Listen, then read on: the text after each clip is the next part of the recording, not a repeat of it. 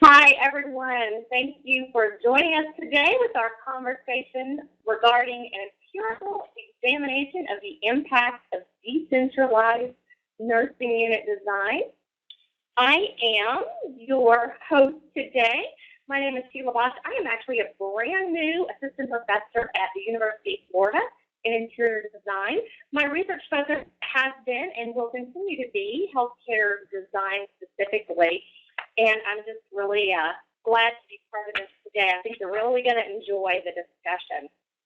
For those of you who are new, the purpose of the Journal Club really is to engage people in the community, the healthcare community, on this on the topic of research, looking at timely articles and how might we then be able to apply the research into practice. So a couple of housekeeping things here. Just a second. There we go. So this section is approved for one for CEU for both EDAC and for AIA. To get the credit for your participation, you can download the forms needed at any time by clicking on the Show My Media Library icon, which is at the top of your toolbar there. And you'll have access to the AIA quiz, the EDAC form, and the presentation slides from today as well. When you're finished, just double-click that right arrow, and the library will close, and the slides will refill the empty space for you. For EDAC credit, you will need to complete the verification form, keep it on hand, and submit it at the time you renew with Castle Worldwide. And for AIA credit, complete the verification quiz, you will need to purchase a CEU management fee for $10 from the CHD store, and then submit that verification form to Shannon Reckline, and she'll upload that to your AIA account. And you will find Shannon's email address included on the form. So let's just talk a little bit about how to use this chat feature. So what you're going to do, you feel free to ask questions throughout the discussion by typing in there where you see that chat box, and we'll get your questions. So be sure and send those to all so that everyone can see the questions, if you will, please. And I am really happy to introduce our speakers today. I've known Decentralized and Tom for quite a while now. I'm so glad to get to ask you guys some questions about this awesome study. Decentralized is a professor and Rockwell Endowment Chair in the Department of Design at Texas Tech University in Lubbock. He has researched, published, and presented extensively, and I do mean extensively, on healthcare design internationally, actually. He was twice voted among the most 25 influential people in healthcare design, 2 times in a row. And he's a 3-time recipient of the Best International Research Award by the International Academy of Design and Health. And he's actually won over 10 research awards. He serves on the board of directors of the AIA NIS BRIC program, and he's on the editorial board of the Herd Journal, and is a fellow of the Indian Institute of Architects. Our second guest today, Tom Harvey. Tom has invested his career of 35+ years as an architect, operations consultant, educator, and researcher in the design of healthcare facilities. And he is a fellow of the American Institute of Architects, a fellow of the American College of Healthcare Architects, and he is EDAC certified. His passion focuses on optimal performance of the buildings that emerge from his practice. He organized and is a member of HKS's NOS Advisors, which is a business consulting group, and he is the president and managing principal of HKS's Center for Advanced Design Research and Education, CADRE, which is a nonprofit organization dedicated to rigorously distilling and disseminating quality research evidence relevant to the improvement of design. And on the line, not on camera, but on the line, we have Pamela Redden. She serves as the director, Clinical Facilities Development, Clinical Operations at the University of Texas, MD Anderson Cancer Center in Houston, Texas, where this study was conducted. She serves as the facility leader within clinical operations, coordinating with executives, managers, faculty, and staff for new construction and renovation projects, and she's responsible for operational and activation planning, design support, faculty and staff transition, clinical operations transition, occupancy, and post-occupancy settlement. And the current project leadership includes 1 million square feet of an outpatient clinical facility redevelopment and the expansion of perioperative and diagnostic imaging services in a new 7-story horizontal addition to the current hospital. Welcome to all of you. Thank you, Sheila. Thank you. It's so good to have you. And just so those of you know, listeners, that Pam is going to be available to answer questions that come in, although she won't be making the presentation. So, but anyways, just to let you know, if you have any more clinical sort of questions, that you can fire them away, and we'll try to address them. I'd like to also mention the other authors, Barbara Summers and Sipra Patti, also participated in the development of the study. So, again, thank you all. You guys have really tackled an important topic. This issue of decentralizing workstations has been really pretty prevalent. And, you know, it's really, we've seen, I think, in the last number of years, a complete shift practically to this decentralized model. And there have been some studies, of course, that you've addressed, but some of the nurses that I talk with seem to really love the decentralized approach. They feel like they have their own little mini office. But some nurses really don't care for that approach because they have less opportunities to mentor one another or to get help when they need it quickly. So I've been really surprised at how this concept has really been adopted so quickly and so widely. Do you guys find that, for the most part, all new hospitals are going to some form of decentralized nursing or staffing models? This is Tom. I would say the majority of our projects today do have an aspect of decentralization. It may only be documentation. It may involve supplies and medications, but almost all of our projects do that today. Let's just go ahead and get started. If you will, give us a little bit of the background on this project and sort of how you developed how you came up with the outcome measures that you were looking at and those sorts of things. Sure.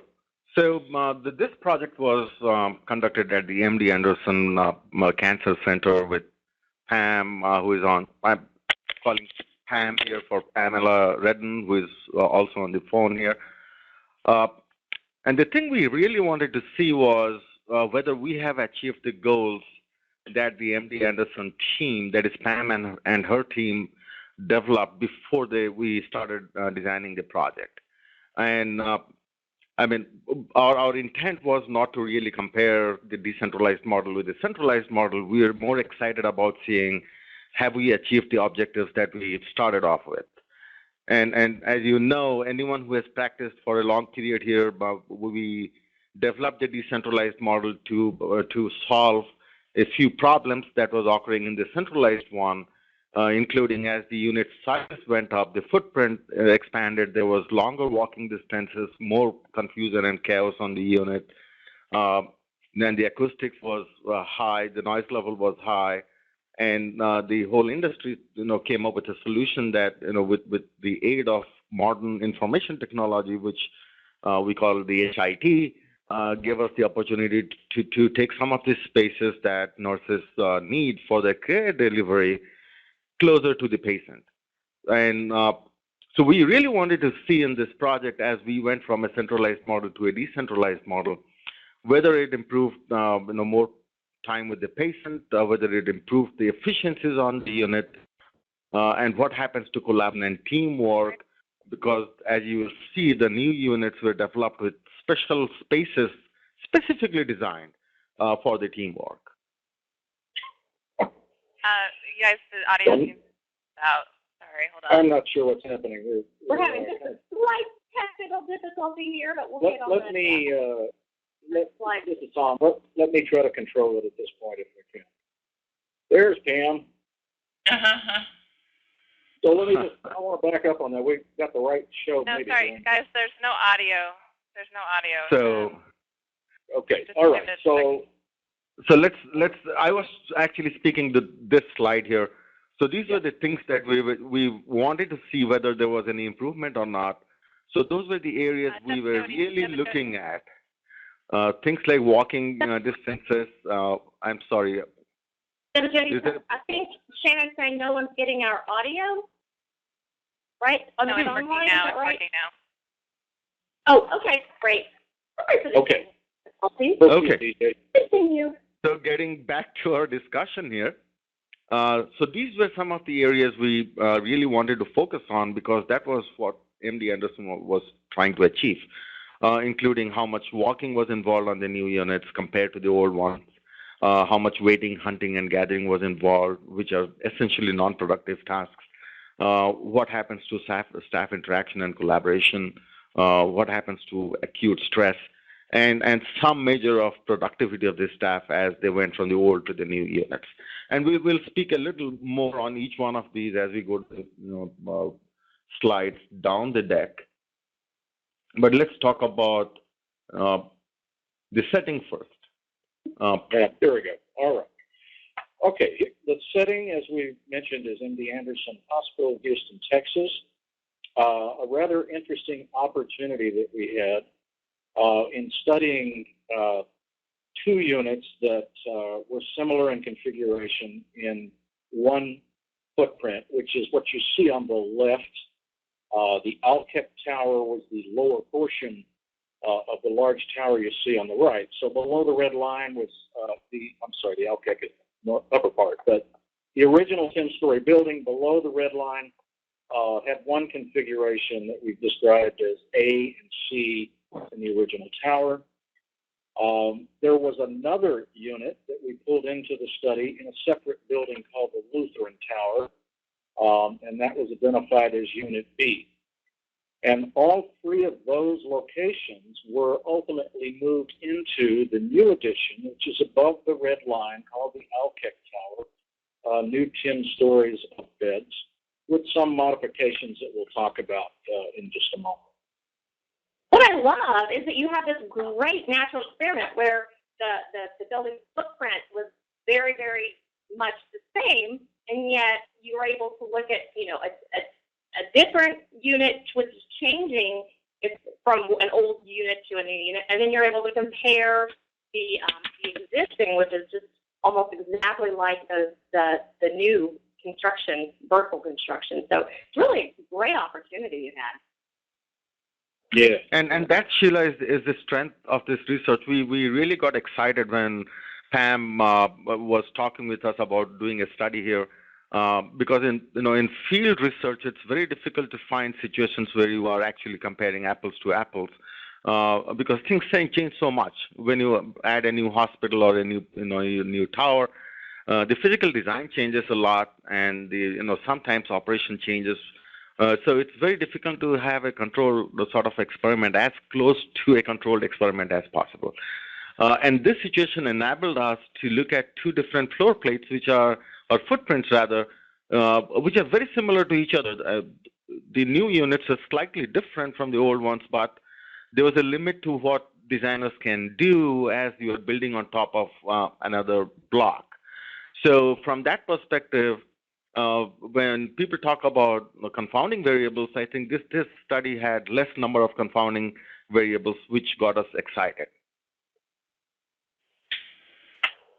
Tom? Okay. So here's the configuration, just to try to make it as clear as possible.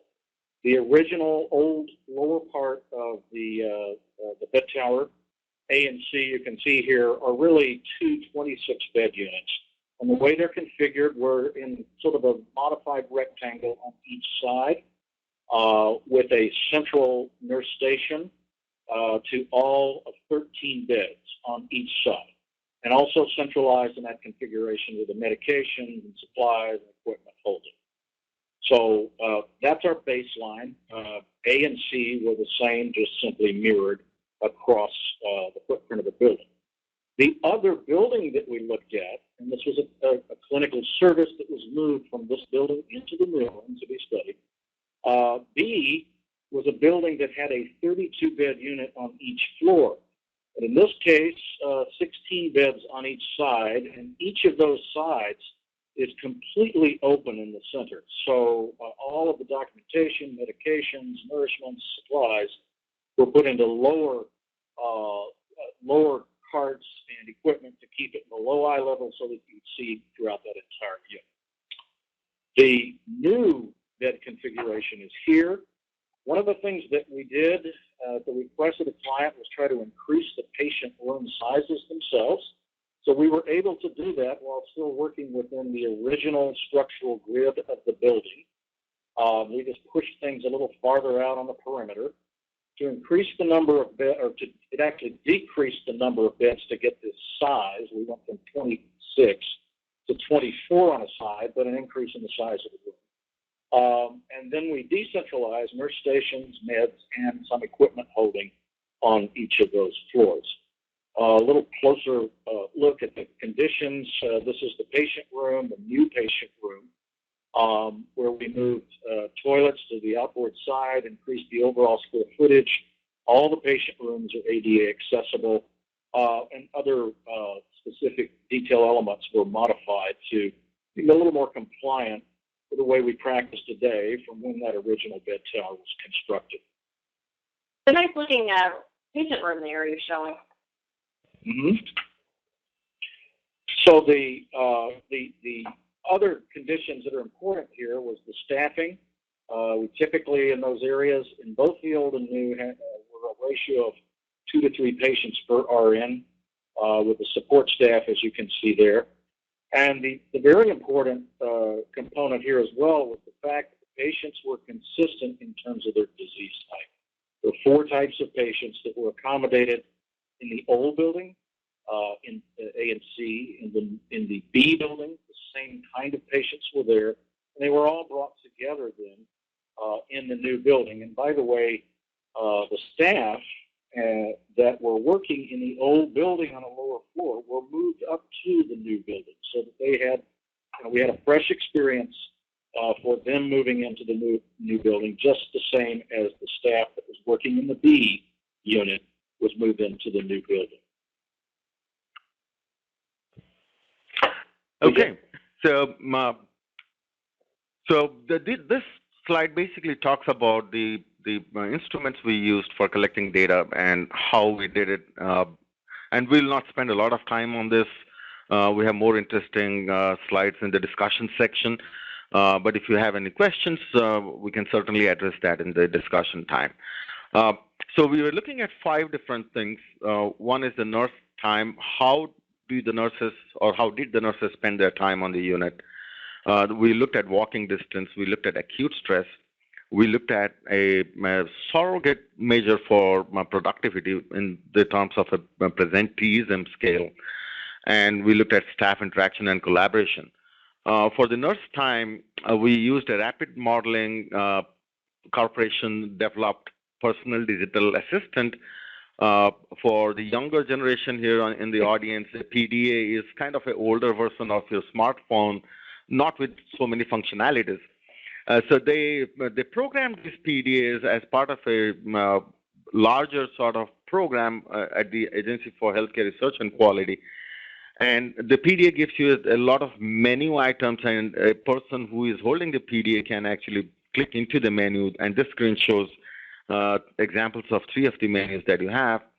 But essentially, it gives you, or it captures data on where you are, what you are doing, and so on.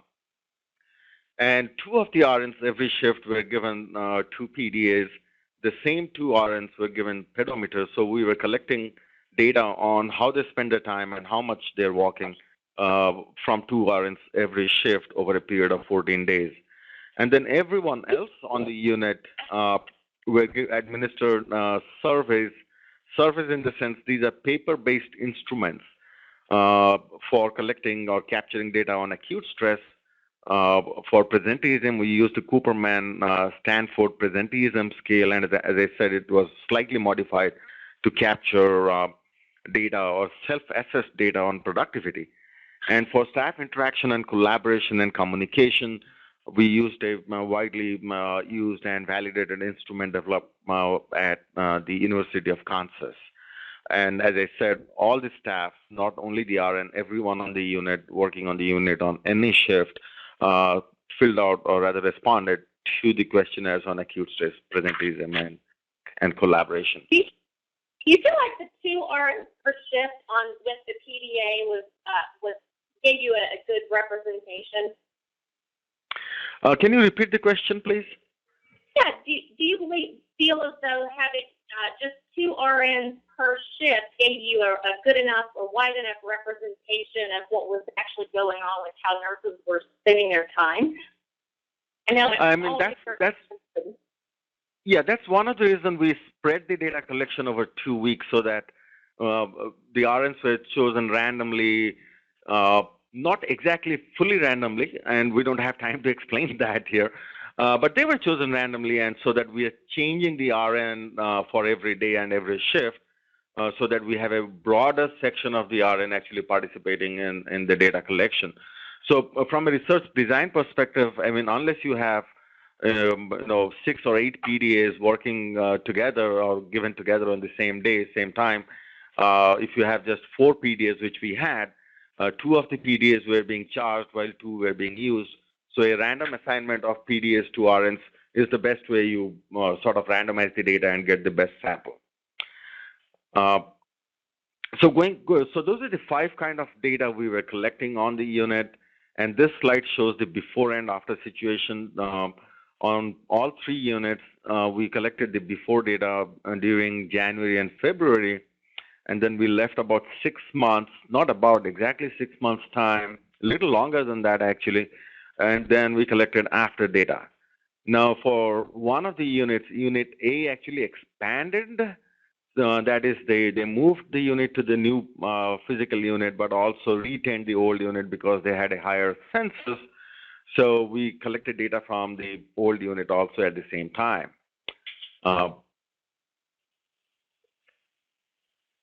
And let's look at the data analysis. So this slide basically talks about the overall strategy that we were we adopted for the data analysis. What we were initially and more importantly looking for is consistency in the direction of change. So if you look at any traditional sort of literature, scholarly literature, they immediately start talking about significance, statistical significance. We kept that as question number 2. Our question number 1 was, on each one of these variables that we're looking at or outcomes we're looking, do we see a consistent change across all 3 units? And the reason behind that is there are so many other things that affect operations on a unit that you may, typically you are not fully sure as to was it the physical design, the intervention in the physical design or the change in the physical design that was leading to these changes. But when you see consistent change, either going up or going down, that is improvement or reduction across all 3 units, you get more confident that this is certainly happening because of the physical design. And of course, there are other factors affecting at the same time, but physical design has a major role. So if you look at the screen, what is happening on the right side, the diagram, that's the one we were looking for, consistent upward movement or downward movement. The one on the left, we were not looking at that, even though there were significant findings. Were you surprised that out of 126 different items, only 40 of those really showed a consistent increase or decrease, or was that about what you expected?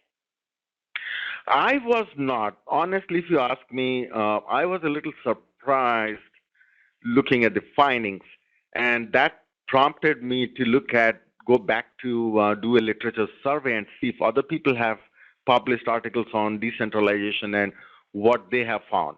Because I don't know about Pam or Tom, I can talk about myself. I was really expecting much more significance and much more consistency, much more changes in the positive direction.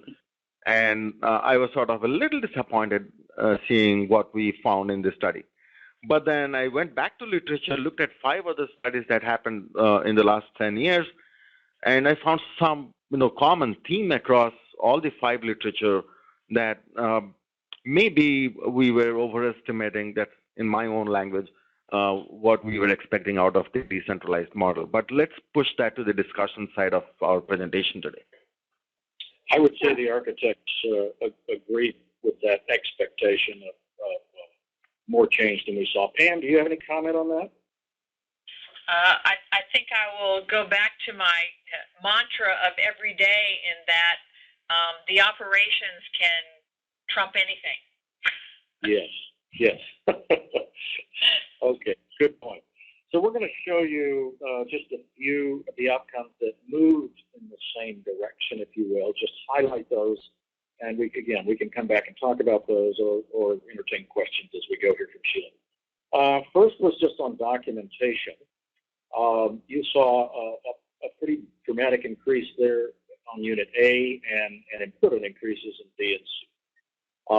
And the comments at the bottom are comments I really inserted on these slides just to kind of help create a challenge. And my question was this, is this perhaps because there's more focus on the activity of documentation because you're broken out of a big central place and you have an opportunity at least to be more focused in what you're doing? Or was it possibly better access to technology and its support, or could it be both? So that was what we saw on documentation. And there weren't any major changes in terms of the electronic medical record or anything over that time period, was there? Pam? Yeah, there was a new order entry form, I understand, during some of this time. So that could have certainly influenced it. I wonder on the other, also sort of as Tom said, I'm wondering if the availability to document in more real time by decentralized caused them not to batch their work so much, so that on a random basis, what are you doing? You might be spending more frequent, shorter intervals doing documentation. If you just think about the decentralized station is very available. Right. Yeah, good point. So time spent in the nurse station, as you can see there, went down, and presumably that was because of the decentralization. I think that's probably straightforward. This is an interesting one. The time spent in the medication room went up considerably. And I think Pam actually raised this question of did the medication room, in the absence of having a central documentation or socialization space in the core of the unit, could the medication room have become that kind of space unintentionally, if you will? Or it could have been new protocols, the requirement for 2 people to be in the room on certain medications and so forth. Or it might have also been a rise in acuity that occurred there. And you may have better thoughts on that. I think all of those are true. I definitely had this in mind as I heard the nurses talking about difficulty finding each other, to sort of talk about things or whatever. And I realized that meds are often scheduled at the same time. So everybody's got 9 o'clocks and everybody's got 1 o'clocks. And so I'm thinking they're running into each other in the med room, spend an extra few minutes, to talk about whatever you were going to talk about. I think it's a reasonable thing to look at. I think for me, this is an extremely important outcome because the last thing we want to do is create the med room as a socialization space. Absolutely. Absolutely. For distraction and error and all those things. Yeah. So we can come back to that. Supply storage, obviously decentralization reduced time spent going to supply rooms and so forth, so that's not a surprising outcome. there. Here's the one that really, I would say, disappointed us, and we need to study more, and that's the overall walking distance that went up in all 3 units, and we really don't have a very good or any, perhaps, explanation of why that occurred. But it is I'll use the word significant to me. I don't know that it's statistically significant, but just to see this was a disappointment, because I think most of us architects have in mind that the idea of decentralization, as long as the right things are decentralized, will lead less walking for the nurse. Just for clarification, we had a question come in. Just wanting to make sure, in these slides, like that slide there, walking distance, is that, I guess the question is, what is the axis, the vertical axis? Yeah, the y-axis. That's miles. So the y-axis shows the miles. So, for example, on Unit A, before in the older unit, they were walking close to 2 miles a day, and that went up to close to 3.75 miles a day, or a shift, not a day. And let me add on to what Tom said here. So this was not only our study. Like I mentioned, after this study, I went back and looking at 5 other studies. And in fact, I did that with Pam for an article in the Healthcare Design magazine.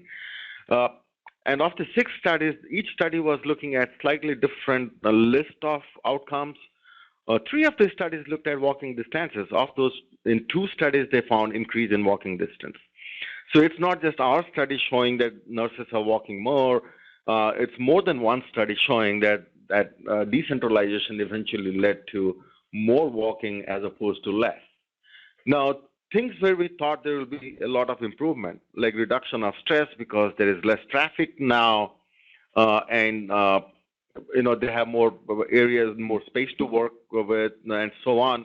There was no significant reduction in either stress or productivity. On both of those counts, the data shows that they were almost the same in the old as well as the new units. So that was another surprise, because my gut feeling said that at least the stress level should go down. Whether productivity level should go up or not was a question, and I was a little surprised. So that is surprising. I'm sorry? Go ahead. I just said that is really surprising. You would think those would have improved. Right.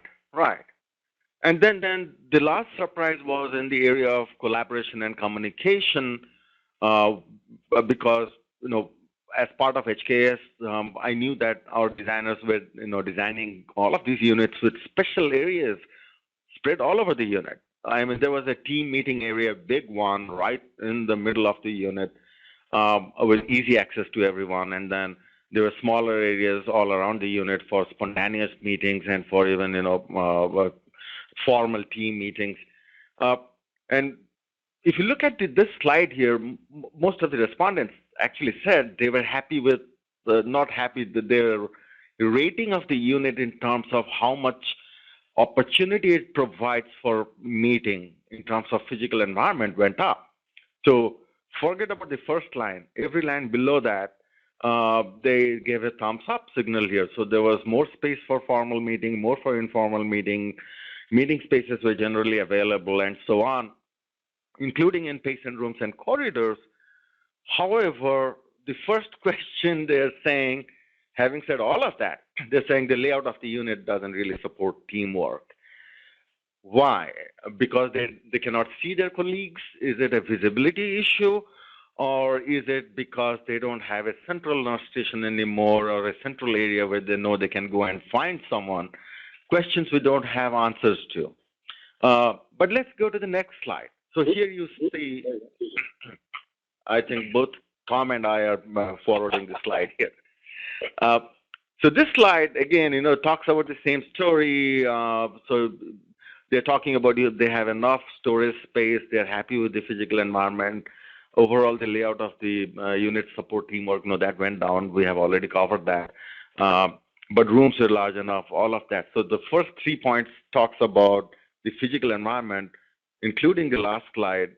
So it's like they are saying HKS has given us a good space where we can potentially meet. But then if you go down, let's go to the next slide. So when you go down walking, where you have walking, and so there are 4 points below that, you see that they're saying, well, they're sort of saying, yeah, the space is there, but we are not sort of getting the opportunity to meet, even though the physical environment is there. Because walking takes away more time from the patient care, it takes time from collaborative work, and so on. So there's a mismatch between the intent of the physical environment and what is happening really in that space. So let's go back and give a summary here. So if you look at all the 5 areas, we had more than 200 things we are measuring on that unit. The first thing is there were only a few areas where we saw consistent and significant changes between the old and new. And that came as the first surprise, that so few things actually changed between the centralized and the decentralized units. Some were meaningful, some of them were not, and we haven't really included those slides here just to keep our discussion within the time frame. But even those changes which were meaningful, like walking distance and collaboration, it went down on the new unit. And in fact, let's go back to my discussion on the other 5 studies. So 6 studies have been conducted as far as I know. Perhaps there are more that I haven't come across.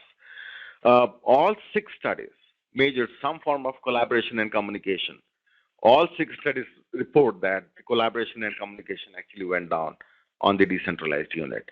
Now, Pam would say how important it is. I mean, she being a nurse has actually told me that it is so important. People are realizing that collaboration and communication is so important to teamwork, leading to better quality and higher effectiveness of treatment, and reduction of collaboration is really a serious thing that we should be looking at.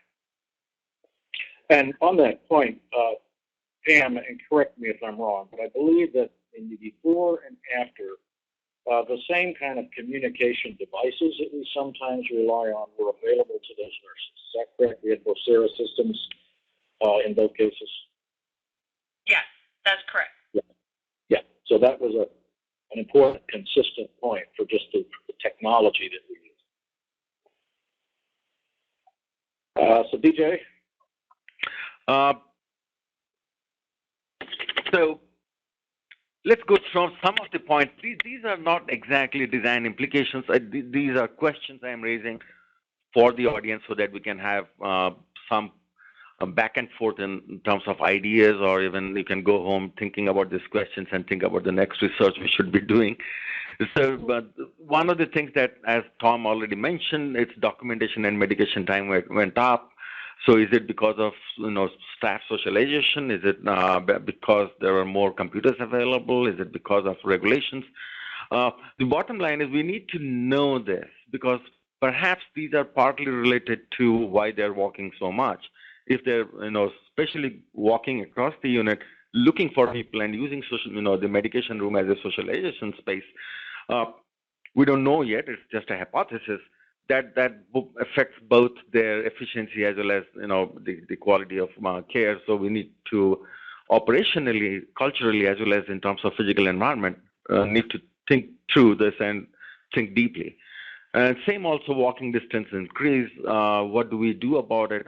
The bottom line is how can we retain some of the positive things that is happening with decentralization that we saw in another study, which talks about a spike in patient satisfaction, which every hospital is looking for, or a reduction in patient fall.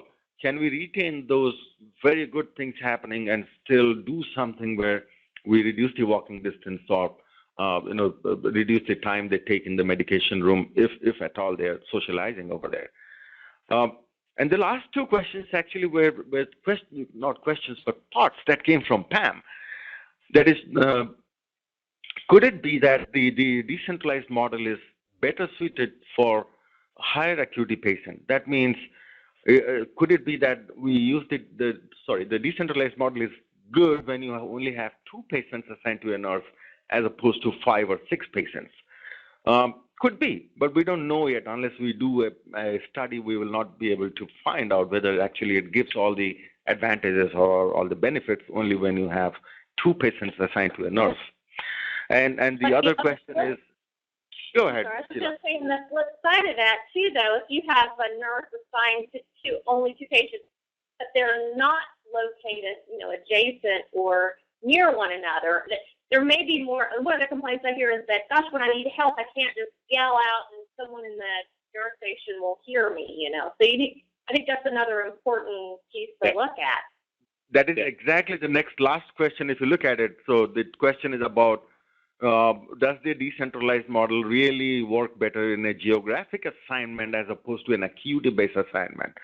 And Sheila, what you're talking about is an acuity-based assignment because the nurse managers or unit managers, they look at the patients and they decide which patient, they sort of match patients with nurses without thinking about the geographical location of the patient on the unit, which becomes a big challenge when you have a decentralized unit, especially with all the floor plates, enlarging private patient rooms and all the, visibility, direct peer-to-peer visibility going down. So yeah, that is the last question, very important one that we all of us should be thinking about, and maybe perhaps is a good question for the next study. Looking for Pam, though, how is geographic assignment, is that commonly used or not so much? I don't know that it is. Yeah, we're going to talk about that on the slide. Yeah, I think geographic assignments are still a consideration. When I say that, it's not 100% geographic or 100% acute, but if you have a long hallway, obviously, I think nurses aren't typically assigned one patient at one end of the hallway and one at the other end, and that's kind of what I was talking about, geographic. Yeah. So we're going to try to wrap up with some comments on design implications that you all can react to or stimulate further discussion. The first one here goes back to what Pam said early on. Simply put, operations trumps design. We have got to have, as we design these elements, you want to be sure that the changes in operations that are reflected in the design are implemented simultaneously to really be able to effect what we think should happen with our hypothesis and design, and certainly to measure it, test it properly. DJ? So we have covered actually all of these 3 points in the previous slide. So let's move on to the next one. Okay. All right. So I want to talk just a moment. This will bring our focus to some of the things that we were just talking about with respect to assignments. We've done an intense amount of examination of walking distances in a variety of different ways. This little graphic just happens to show you a kind of a heat map diagram that we've done to look at where travel distances are acceptable in the blue, or really getting to be at least distant, if not unacceptable, in the red in analyzing this particular floor plan. We try to do that with a lot of our plans. But more importantly, we need to sort of dissolve that myth that we as healthcare architects even all too often just hang our hat on, which is to say, what's the staffing ratio? And then we lay out a floor plan that somehow reflects geographic clusters of beds and so forth, or even the unit size for that matter, based on that ratio. When the elements of acuity and the realities of daily assignment patients really rarely give you the opportunity to have 4 patients or 5 patients lined up next to each other in the hallway or right around the apex of a corner, or whatever that indicates. So we really have to cut ourselves loose from that being the only driver of how we configure a unit, and better understand those dynamics of how operations has to staff for patient types, disease types, acuity levels, and so forth. That's one element. The second there is really understanding human factors, and that's frankly an area that I would like to direct Cadre's research into a little further, having done this study. We recently did a little analysis by shadowing on one of our clients' units, and only to find that as nurses went to the medication room to get medications, more often than not, they needed applesauce to go with that medication for the patients. Well, the nourishment station that had the applesauce was at the far end of the unit and only one room on the floor. So there you saw a walking distance pattern generated by the physical location of things that we oftentimes don't think about nourishments having to be that distributed. But that's like a one-to-one relationship between medications and nourishment. So there again, shadowing, we need to better understand just the actual pathways that patients move through, that nurses move through in delivering patient care. And let's quickly go through some of the limitations here. I'm sorry, Tom. I thought you were done. No. Well, this one's yours, but I'll be happy to speak to it. I mean, we're still questioning if these design issues or operational issues.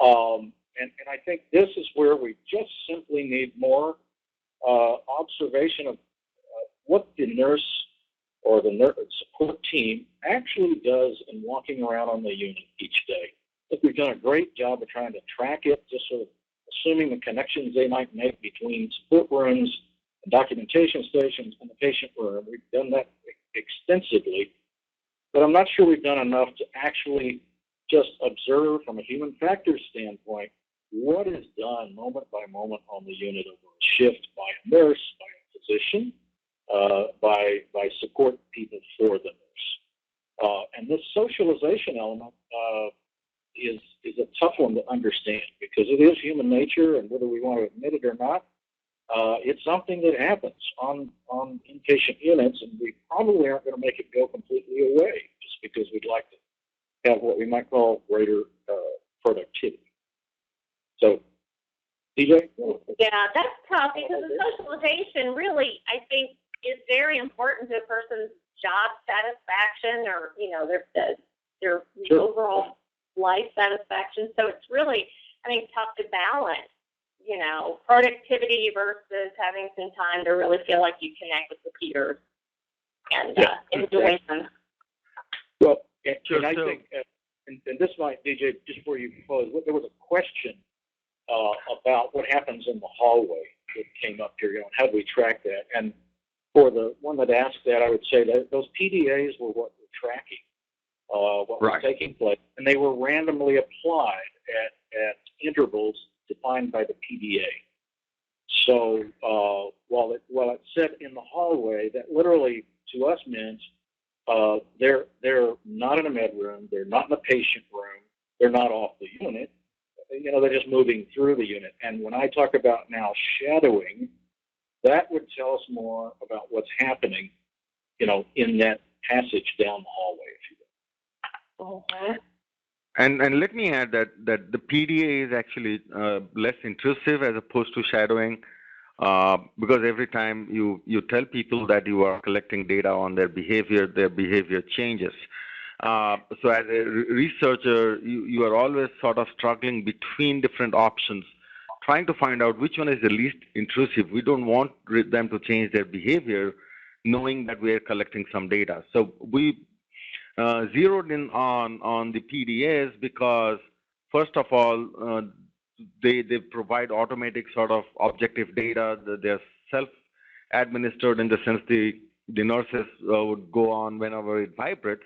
So let me go back a step here. So the PDA is designed to vibrate certain number of times during a certain time period. And in our case, it was 30 times in a 12-hour shift randomly. The only, the constraint was that it cannot ring within a 10 minutes time frame. So the minimum gap is 10 minutes. So when you vibrate, when it vibrates randomly at that point of time, the nurses would go and input the data. Because we are not shadowing, we would not be able to get into the softer data, like what kind of communication were they doing with the doctor or their colleagues, or what was the body language. So that's the downside of this technique of data collection. The strength is it's very unintrusive because they know that no one has a video camera or there are no pair of eyes watching me as I am doing my work. So we don't. The short answer is we don't have information on what exactly they were talking about, if indeed they were talking to someone. But we have pretty objective self-administered data or self-reported data on who they were dealing with, where were they working, what exactly were they doing, and so on. And that relates to another question here, which was about whether the medication room was the report produced time or was it frequency? It was about frequency. So essentially, when you saw the charts told us, for example, if you're looking at the medication room, it was telling us what proportion of the time when the PDA vibrated, they were in the medication room. And the proportions were higher on the new units as opposed to the old unit. Now, you can always make an argument that a frequency count is not exactly the same as measuring how much time they're spending in the medication room. I am with you on that argument, but I can make another argument that when you randomly vibrate a device, unless they are in the medication room more number of times, they will not be responding that I am in the medication room for that higher frequency. So you can make a logical link between frequency counts and the amount of time they spend at a particular place. And let me quickly address some of the other questions here. Were the patient charts decentralized? Yes.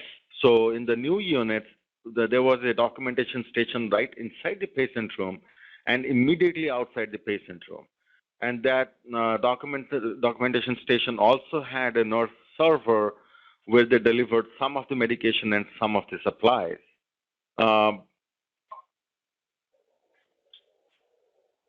And I think that's pretty much all the questions we have. Let me there was one here, DJ, just asking. One more. Oh, go ahead, Tom. Well, I was just going to say, there were some questions about the graphics that we showed. In most cases, those were frequency numbers on the y-axis. So compared to Unit A before, somebody was in the med room, I can't quite read the number, I think maybe 3 times over that time period, but 4 times that in the new unit. Right. So bottom line is the PDA gave us frequency data, not time data, whereas walking distance was actual distances walked. Yeah. There's another question as well, just on the collaboration questions that you asked. Did you survey both the day shift and the night shift, and did you look at those separately at all? We intended to do, but we haven't, because that was the time I was actually moving from HKS to Texas Tech. So some of the plans we had, we could not really do that level of analysis. But the data is there, and I think we should be looking at that. Sheila, I see 2 questions here that really are important. One of them is a quick answer, and it regards California codes requiring certain sight lines and walking distances. Texas does not require that, which is where MD Anderson is located. I would say there it's more,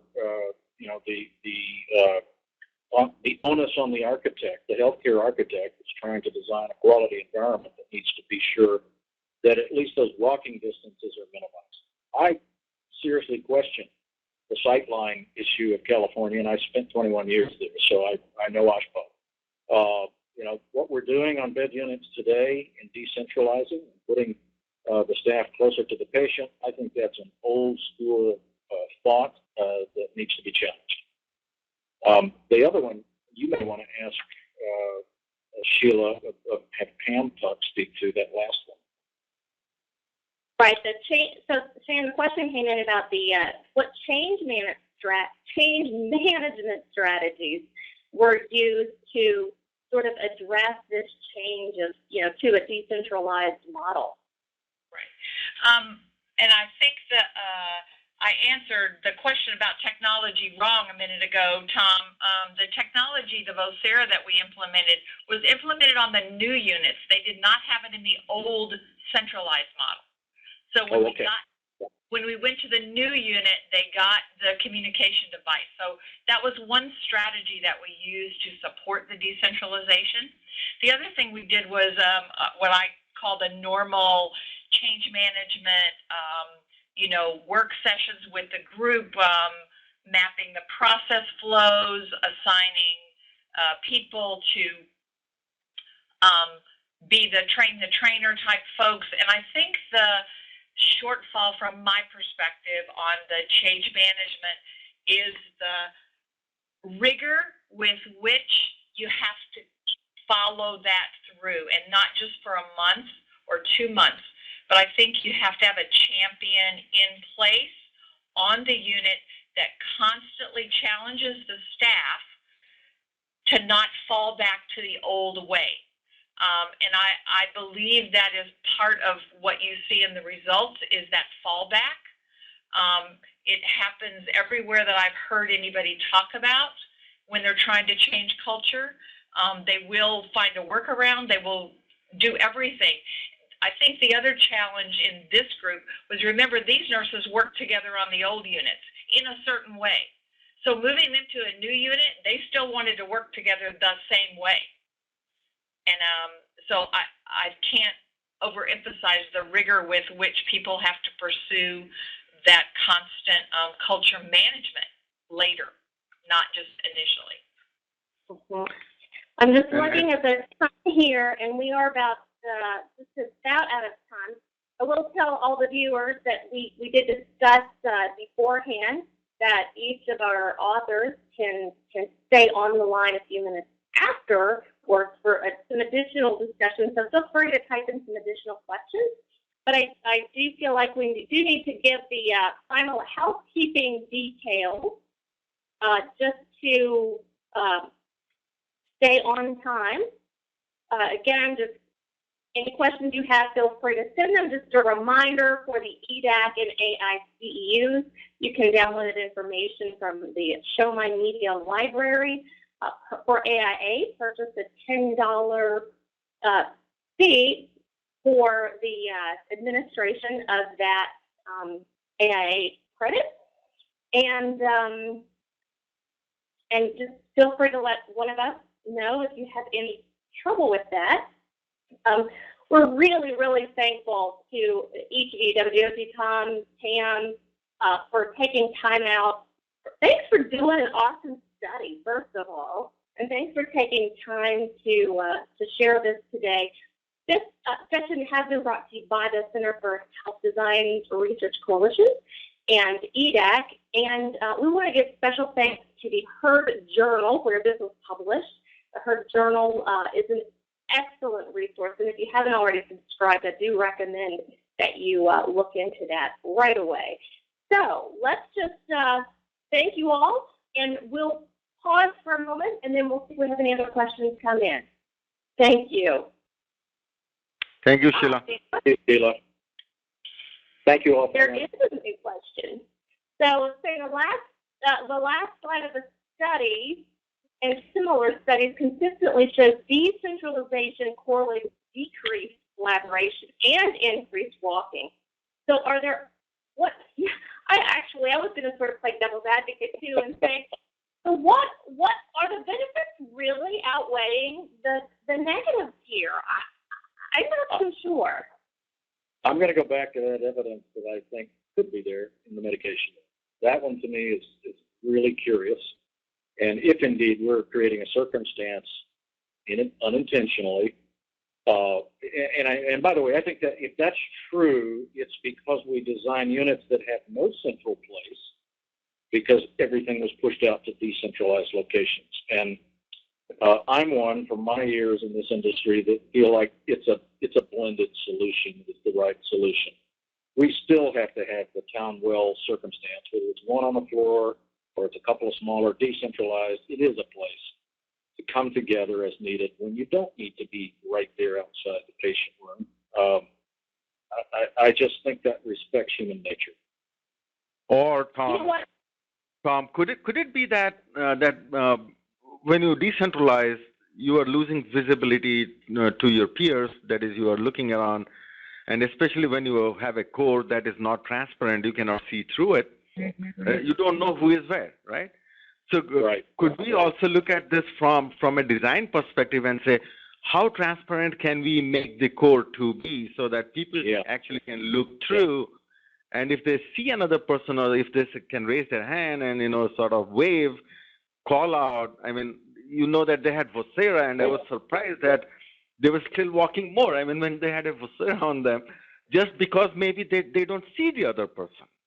So Yeah. could it be a question about how we design the core, how narrow it can be, and so on?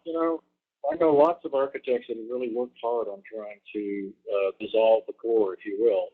As all of us know, there are just extenuating circumstances there, like safety codes. But even if you pushed all that stuff completely out of the floor, put it off to the side somewhere so it could be completely open, then we just generated, some walking distance issues again of another nature, unless we can completely decentralize cell utility spaces to each patient room. It used to be we used toilets in the patient room for that purpose. Maybe we need to look at that harder. An interesting thing about this topic, I've had nurses tell me that when they have both the decentralized, but they also have a kind of centralized place where they can collaborate, Mm-hmm. they say they usually sit in the more centralized place until the physicians come in and sit down and start documenting, and then they scatter to the decentralized location, which was totally not something I would have expected. Yeah. I will say on the visibility thing, it's the number one thing the nurses here would tell you, DJ and Tom. DJ, you're right about the visibility. I can't look up and see when my colleague is in trouble. I hear a call light go off and I can't tell where it is. So, that visibility thing. So, it's not a patient visibility. It's a team visibility. One of those things, Pam, the latter one you mentioned, is probably a technology opportunity to, on the screen you're working at, if a call goes off somewhere, there's some little, it's kind of like the pop-ups we get on emails in the lower right of our computer screens, that would tell you where that is. Absolutely. And is there some kind of video capability down whatever hallways there are on the unit to kind of just let you quickly see geography? Yeah, there's technology solutions for sure. There are. I see a note by look at the note by Kurt Hamilton about seeing each other in the alcoves. Kurt, right on. Our nurses cannot see each other when they're sitting in the alcoves at the computer. You can look down the hall, but you're tucked in so far that you can't see anybody there. That's big problem. That's right. And they can be designed, so that they are more visible to one another. Certainly. Yeah. Another question too, wanting to know, Pam, did decentralization impact your HIPAA compliance and speech privacy, either positive or negatively, that you just sort of anecdotally noticed? No, not any impact, because if you think about what a centralized nurses station is, it's open and the patient room doors are right across from it. So I don't think so. Pam, there's a question here. Maybe you could speak to. Says I would also like to know how decentralization impacted HIPAA and speech privacy. Can you speak to that from an institutional standpoint? Right. So there was concern at first about the computers facing the corridor. There was some concern about that, but that again is a technology solution, so that somebody's not at the computer, it times out within like a second. And the speech privacy is really no different than when you're at the nurses station, because they're open. I mean, the central nurses station. So I think most of our clients have come to grips with that issue as far as, does decentralization reduce your privacy on screens and so forth. That's not an issue for most of our clients. No, I agree. Well, I don't see any other questions coming in at this time. Thanks again to all of you. Thanks to all of our participants for joining us today. We hope to see you on the next Evidence-Based Design Club. Bye-bye. Bye. Thank you.